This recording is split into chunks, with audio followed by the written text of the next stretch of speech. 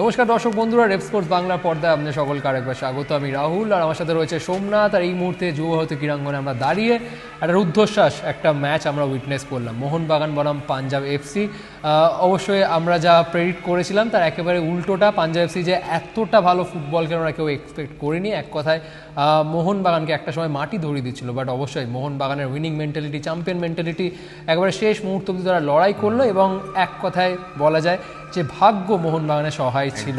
এবং সেটা যে এই কারণে আমি বলছি যে পাঞ্জাব এফসি 80 মিনিটের পরও একটা সহজ সুযোগ নষ্ট করে লিওন অগাস্টিন, যে কারণে মোহনবাগান ম্যাচে ছিল, সেই কারণে নয়, বরং এটাও বলবো যে কিছুটা রেফারির ভুল সিদ্ধান্তে তৃতীয় গোলটা পেল মোহনবাগান। এবং সেটা এক কথায় ডাইরেক্টলি না বললেও ইনডাইরেক্টলি জেমি ম্যাকলারেনও মানলেন আজকে ম্যাচ শেষে প্রেস কনফারেন্সে। তিনি বললেন যে হ্যাঁ, অনেকেই বলবে যে গোলটা কন্ট্রোভার্সিয়াল ছিল, গোলকিপারকে ফাউল করা হয়েছিল, বাট জেমি ম্যাকলারেন এটাও অ্যাট দ্য সেম টাইম তিনি মানছেন, এটাও তিনি বলছেন যে যদি এরকম মনে করেন তাহলে ব্যাঙ্গালুরু এফসি ম্যাচে বা মুম্বাই এফসি ম্যাচে বা জামশেদপুর এফসি ম্যাচে আমরা অনেকটা আনলাকি ছিলাম, প্রচুর চান্সেস ক্রিয়েট করেছি, আমরা গোল পাইনি, বা রেফারির ডিসিশন আমাদের অনেক অ্যাগেনস্টে গেছে। তো এটা ফুটবলের পার্ট, এবং এটা ফুটবলের অনেক ম্যাচে এটা হতে দেখা যায়। কোনো সময় রেফারির ডিসিশন কোনো টিমের অ্যাগেনস্টে যায়, তো কোনো টিমের ফেভারে যায়, তো এটা নতুন কিছু নয়। তো আমার মনে করি যে আমরা আজকে লাকি ছিলাম, এটা ঠিকই, বাট আমরা এই উইনটা ডিজার্ভ করি, কারণ শেষ 3 ম্যাচে আমরা সব কিছু দিচ্ছিলাম মাঠের মধ্যে, বাট কোথাও গিয়ে সেই অতি অপেক্ষিত জয়টা আসছিল না। সো কোথাও গিয়ে মনে হয় আমরা এই জয়টা ডিজার্ভ করি। বাট আজকে প্রেস কনফারেন্সের আই থিঙ্ক বেস্ট পার্ট ছিল ম্যাকলারেন যখন বললেন যে তার আজকে এই ম্যাচটা হয়তো খেলার কথাই ছিল না, কারণ গতকালই তার দিদা পরলোক গমন করেন, এবং সেই কারণে তিনি ঠিক করেছেন যে আজকের ম্যাচটা খেলবেনই না, কারণ তিনি গতকাল থেকেই তিনি একটু ডাউন ছিলেন, তিনি ইমোশনালি একটু ভেঙে পড়েন। তো ঠিক করেছেন ম্যাচটি খেলবেন না, ছুটি নিয়ে তিনি মেলবোর্ন যাবেন, ফ্যামিলির সাথে তিনি সময় কাটাবেন, বাট শেষ পর্যন্ত তিনি মোহনবাগান এবং মোহনবাগান সমর্থকদের কথা ভেবে এই ম্যাচটি খেললেন। Somnath, credit goes to McLaren's commitment. একেবারেই তাই, এবং প্রেস কনফারেন্সে কিন্তু তিনি এটাও বললেন যে এই টিমটাই আমার কাছে পরিবারের মতো। অবশ্যই আমার পরিবারের একজন গত হয়েছেন ঠিকই, কিন্তু এইটাও আমার পরিবার, এবং যখন দরকার তখন যদি পরিবারের পাশেই না দাঁড়াই তাহলে কি করে হবে। ওই জন্য আজকের ম্যাচটাই কিন্তু ম্যাকলারেন বলতে পারে নিজের সবটাই উজাড় করে দিলেন, এবং মূল্যবান 3 পয়েন্ট কিন্তু তিনি এনে দিলেন। ইনফ্যাক্ট সেই 3 পয়েন্টের এনে দেওয়ার পিছনে প্রথম অবদান কিন্তু সেই ম্যাকলারেনেরই ছিল। তো অবশ্যই আজকে কিন্তু ম্যাকলারেন গোলও করলেন, এবং যদি আমরা কথা বলি হাইয়েস্ট গোল স্কোরার ট্যালিতে, সেখানেও কিন্তু নাম্বার 1-এ চলে গেলেন, 8 ম্যাচে 8টা গোল। অবশ্যই গোল্ডেন বুট রেসে কিন্তু এখন প্রবল দাবিদার এই জেমি ম্যাকলারেন। একেবারেই তাই, অস্ট্রেলিয়ান লিগে তিনি 5 বার টপ গোল স্কোরার হয়েছেন, এবং আইএসএল এর প্রথম মৌসুমে তাকে সেটা হতে দেওয়া হয়নি, তাকে আটকে দিয়েছেন অ্যাকচুয়ালি আলাদিন আজহারি, কারণ তিনি যে রেকর্ডটা করেছিলেন সেটা একেবারে ধরছোঁয়ার বাইরে। কিন্তু এই সিজনে, এই আইএসএল সিজনে একবারে জেমি ম্যাকলারেন প্রথম থেকে একবার লেগে পড়েছে, বাট শেষ 3 ম্যাচে তাকে সেই ফর্মে দেখা যাচ্ছিল না। বাট আজকে অবশ্যই আজকে তার এই যে গোলটা, এবং তিনি প্রেস কনফারেন্সে বললেন যে তার গত ম্যাচে গোলটা মিস করার পর যে আফসোসটা হচ্ছিল, সেটা কোথাও গিয়ে আজকে কিছুটা হলেও তাকে স্বস্তি দিল আজকে এই গোলটা করে, এবং দলকে একটা গুরুত্বপূর্ণ জয় এনে দিয়ে। এ পরের পয়েন্ট আমাদের হবে আই থিঙ্ক সাহাল আব্দুল সামাদকে নিয়ে, কারণ তাকে নিয়ে কথা বলা দরকার, কারণ আই থিঙ্ক মোহনবাগান সাহাল আব্দুল সামাদকে অতটা কদর করে না। যদি সাহাল আব্দুল সামাদ অন্য ক্লাবে থাকতো, আই থিঙ্ক এভরি ম্যাচ তাকে হয়তো কোচ অ্যাটলিস্ট 60 থেকে 70 মিনিট খেলাতো, কিন্তু কোথাও গিয়ে মোহনবাগানে আই স্টিল ডোন্ট নো যে সার্জিও লোবেরা কেন সাহাল আব্দুল সামাদকে সেভাবে এতদিন ইউটিলাইজ করছিলেন না। কারণ লাস্ট এখনও পর্যন্ত 7টা ম্যাচ, এই আজকে পাঞ্জাব ম্যাচের আগে পর্যন্ত 7টা ম্যাচ খেলেছে মোহনবাগান, 7টা ম্যাচে মাত্র 54 মিনিট পেয়েছে সাহাল আব্দুল সামাদ। মানে পরিষ্কার প্রত্যেকটা ম্যাচে যখন তাকে আনা হয়েছে এইদার 70 মিনিট বা 80 মিনিটের পর, বেঙ্গালুরু ম্যাচে বা জামশেদপুর ম্যাচে তাকে ব্যবহারই করেননি সার্জিও লোবেরা।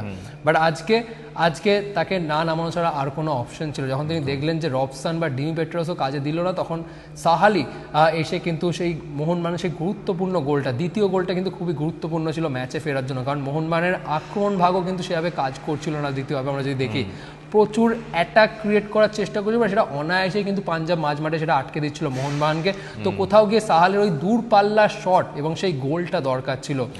আই থিঙ্ক এবার সার্জিও লোবেরা বুঝতে পারলেন যে সাহাল আব্দুল সামাদ একজন ইন্ডিয়ান প্লেয়ার হওয়া সত্ত্বেও তিনি কিন্তু close to some of the foreigners in the ISL, এবং তিনিও কিন্তু ম্যাচের রং পাল্টে দিতে পারে তার নিজের ক্ষমতায়। তো আমার মনে হয় এরপর আপকামিং ম্যাচেসগুলোতে সাহালকে আরও বেশি গেম টাইম পেতে দেখবো মোহনবাগানে।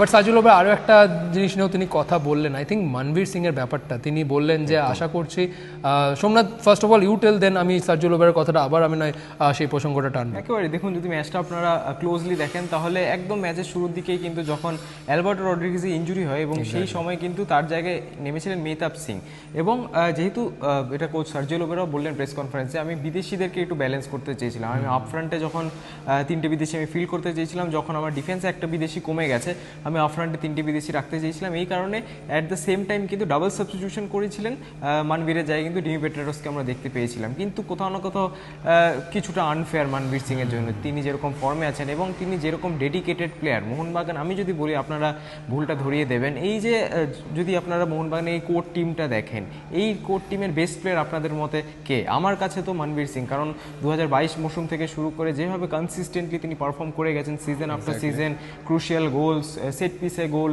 অ্যাসিস্ট, আমার মনে হয় যে Manvir Singh better obviously deserve করে, একটা বড় প্লেয়ার স্টার্টিং অবশ্যই ডিজার্ভ করে এবং লম্বা গেম টাইম ডিজার্ভ করে। বাট সেই দিকে অবশ্যই কোচ সার্জিও লোবেরা তিনি বিদেশিদের একটু বেশি ভরসা করছেন, এই জন্য কিন্তু মনবীরকে উঠিয়ে নেওয়া হলো এক ম্যাচের একদম শুরুতেই। তো সেটা নিয়ে অবশ্যই প্রেস কনফারেন্সে সার্জিও লোবেরাকে জিজ্ঞেস করা হলো যে মনবীর সিং এর যে সাবস্টিটিউশনটা সেটা কি কোথাও না মানে সেটার কেন করা হলো, মনবীরের উপর কি প্রভাব পড়বে বলে মনে হয়? প্রভাব পড়বে তখন অবশ্যই বলে দাও তুমি। অবশ্যই আই থিঙ্ক সার্জিও লোবেরা যেটা বললেন সেটা বেশ ইন্টারেস্টিং, বাট আমি ঠিক জানি না যে আদৌ সত্যিই কি এটা ড্রেসিং রুমের পরিবেশটা ঠিক কেমন থাকবে, এটার পর অবশ্যই একটা ডাউট তৈরি হচ্ছে। কারণ কোথাও গিয়ে মনে হচ্ছে যেন সার্জিও লোবেরা সত্যি বিদেশিদের উপর একটু বেশি তিনি নির্ভর করেন, স্পেশালি ডিমি পেট্রাস। কারণ আমরা দেখলাম ডিমি পেট্রাসকে আজকে তিনি প্রথম থেকে নামাননি, বাট কোথাও গিয়ে যখন অ্যালবার্টো রড্রিগেজ উঠে গেছিলেন তিনি চাইছিলেন যে 4 বিদেশি নিয়ে খেলতে দিন, এবং সেই কারণে মনবীরকে কিন্তু স্যাক্রিফাইস করতে হলো। এবং অবশ্যই মনবীরের জায়গায় যে কোনো ফুটবলার থাকলে আমার মনে হয় বেশ হতাশই হতেন, বাট সার্জিও লোবেরা তিনি বললেন যে আমার মনে হয় মনবীর যথেষ্ট প্রফেশনাল এবং আমাদের মধ্যে যথেষ্ট ভালো বোঝাপড়া রয়েছে, আশা করি মনবীর আমার এই ডিসিশনটাকে রেসপেক্ট দেবে। বাট আদৌ একটা প্লেয়ার যে এই বছর রেগুলারলি প্রথম একাদশে খেলছে না, আজকে তাকে একটা অপরচুনিটি দেওয়া হলো, প্রমাণ করার আগেই তাকে তুলে নেওয়া হলো। I don't think, I exactly don't know what's going on in Manvir's mind right now, but আশা করবো যাতে ড্রেসিং রুমে কোনোভাবে এটার প্রভাব না পড়ে, সেটাই চাইবো।